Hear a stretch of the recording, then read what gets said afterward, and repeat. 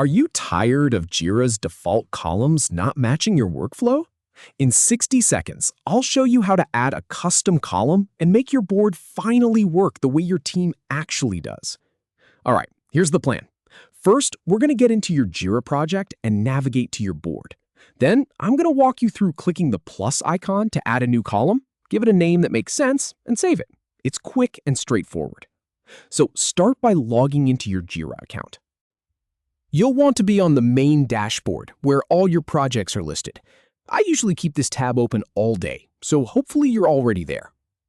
Now open your specific project. Just click on its name from the project list on the left side of the screen. If you have a lot of projects, you can use the search bar at the top to find it quickly. For this example, I'm using a Kanban project, but this works the same way for Scrum boards too. Once you're inside your project, look at the navigation menu on the left. You're going to click on the option that says Board. It should be right under the project name. This is what switches you from the list view or backlog view into the actual board layout, where you can see all your columns. Now here's the really important part. Look at the top of your board, right above the column headers. On the far right side, you should see a small plus icon. It might be hard to spot at first because it's tiny, but it's there. I've worked with teams that miss this for weeks, so don't feel bad if you need to look twice.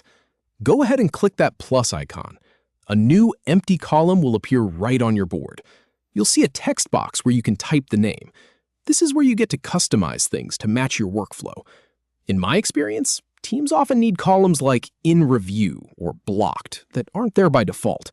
So think about what stage your tasks actually go through and name it accordingly.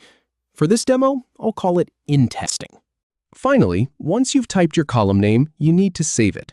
Just click the checkmark icon that appears next to the text box or simply press the Enter key on your keyboard. That's it. Your new column is now live on your board. You can start dragging cards into it immediately.